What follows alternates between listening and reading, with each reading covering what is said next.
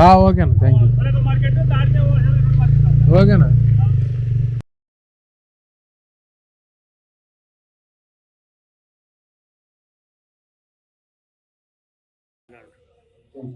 నీ సరుకు వచ్చేది లేని తెలియదు, మరి కొద్దిగా పెందలకాడు వచ్చి నేను సరుకుని చూసి ఆర్డర్ ఇచ్చుకుంటాను ఏంటన్నా సొరకాయలు అయితే ఎండాకాలం పెట్టుకోవచ్చు.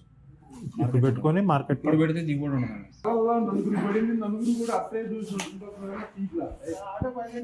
Hello friends, welcome back to my channel.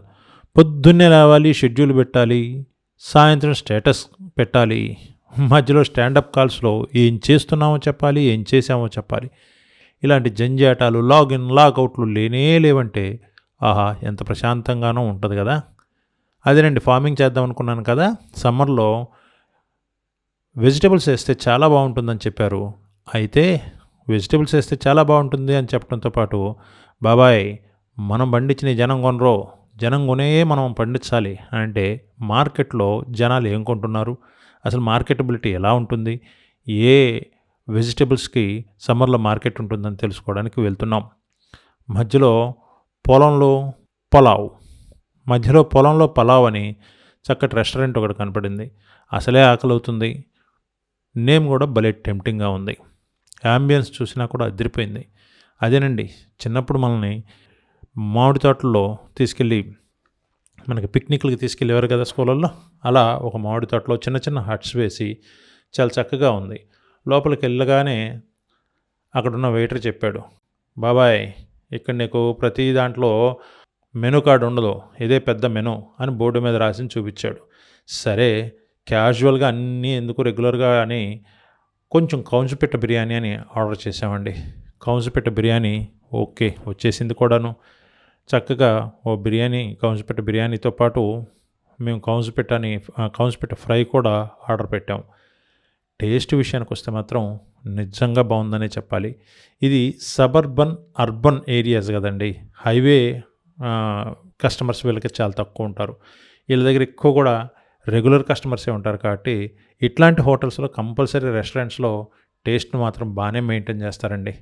మాకు గ్రేవీ కానీ ఇచ్చారు చూడండి, చికెన్ గ్రేవీ లాగా ఉంది. ఆ గ్రేవీ కలుపుకొని బిర్యానీ తింటుంటే రియలీ సూపర్బ్గా ఉందండి. సో ఇక్కడి నుంచి మళ్ళీ మా ప్రయాణం కొనసాగించాం.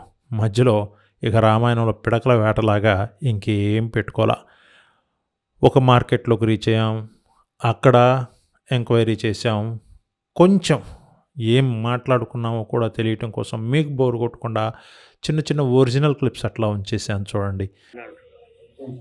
నీ సరుకు వచ్చేది లేని తెలియదు, మరి కొద్దిగా పెందలకాడు వచ్చి నేను సరుకుని చూసి ఆర్డర్ ఇచ్చుకుంటాను అంటాడు వాంటర్ గారు.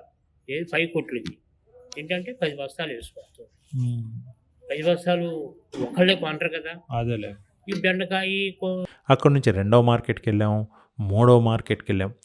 ఏ మార్కెట్కి వెళ్ళినా వాళ్ళు చెప్తుంది ఒకటే, సమ్మర్లో సొరకాయలు అయితే ఎండాకాలం పెట్టుకోవచ్చు. ఇప్పుడు పెట్టుకొని మార్కెట్ ఇప్పుడు పెడితే దిగుబడి ఉండదు. నీకు ఏ కూరగాయ అయినా నీట్గా వెళ్తుంది. అయితే సమ్మర్లో క్రాప్ తక్కువ ఉంటుంది. ఎందుకంటే సమ్మర్లో ప్రొడ్యూస్ రావాలి అని అంటే మనం ఖచ్చితంగా వింటర్లోనే, చలికాలంలోనే విత్తనం చల్లడం కానీ లేకపోతే మొక్క నాటుకోవడం కానీ చేయాల్సి ఉంటుంది.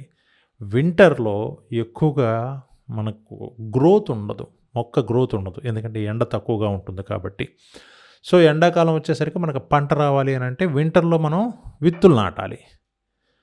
సో క్రాప్ అయితే తక్కువ ఉంటుంది, బట్ దానికి కాంపన్సేట్ చేయడానికి రేట్ అయితే బాగుంటుంది అని చెప్పారు. Okay, to the satisfactory. మాకు కావాల్సిన ఇన్ఫర్మేషన్ నాకు వచ్చేసింది. సో మళ్ళీ తిరుగు ప్రయాణమై చక్కగా మా ఇంటికి వచ్చేసాం. Okay, see you friends, meet again in the next video.